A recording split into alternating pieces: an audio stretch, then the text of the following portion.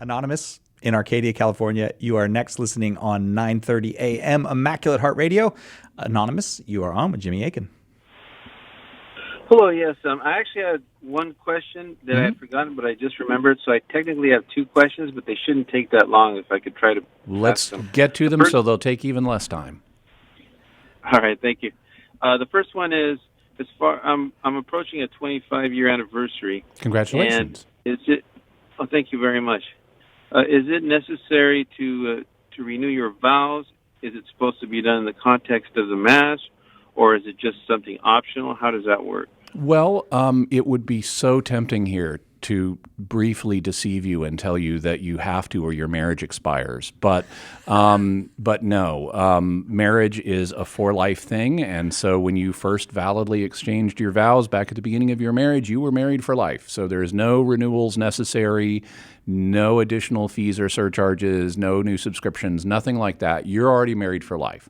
However, if as a gesture of your love for your wife, you'd like to renew your vows, then that's something that people sometimes do, and it's not an actual marriage because you're already actually married, but it can be done as an expression of one's love and as a renewal of that commitment, which already is there.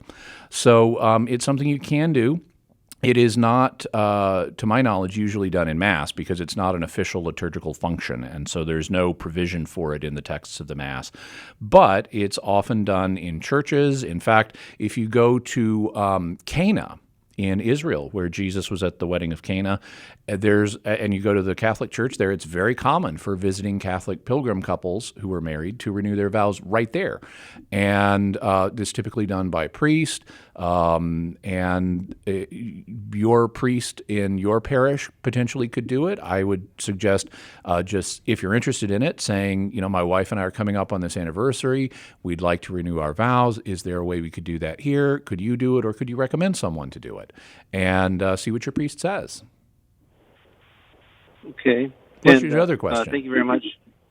I was defending the perpetual virginity of Mary with somebody, and I brought up the fact that in James it calls him the brother of the Lord, or I think it's in Galatians. I'm sorry, and I referenced to them that it mentions that he's as an apostle, so therefore it's not because of apostle. Obviously, none of them were actually blood brothers of our Lord.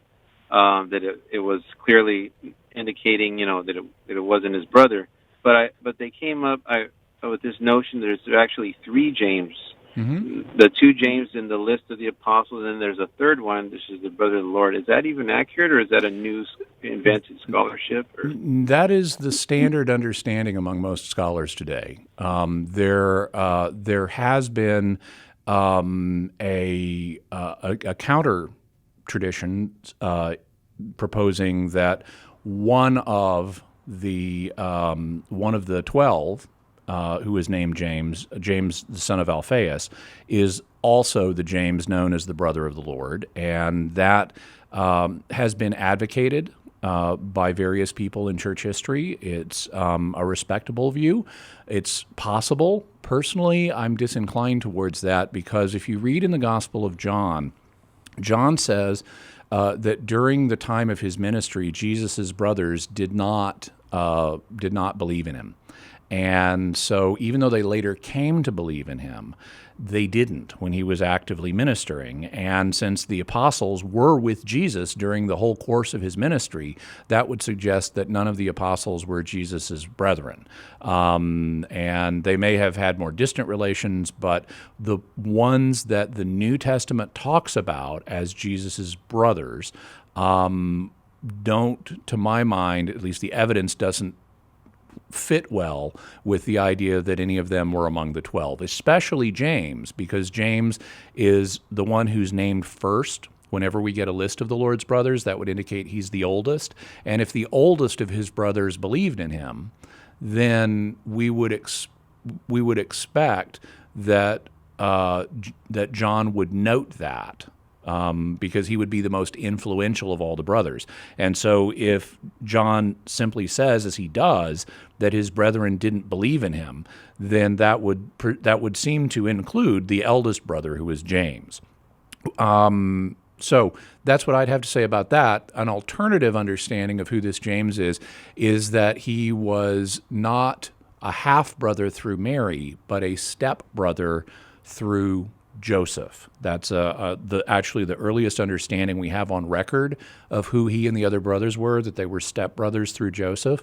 Another theory that was popularized in the 300s is the idea that they were cousins, but on either of those theories, you're not required to say that they were members of the 12. That's an independent hypothesis. Okay. All right, thank you. Thank you very much. And congratulations on 25 years of marriage. That's extraordinary.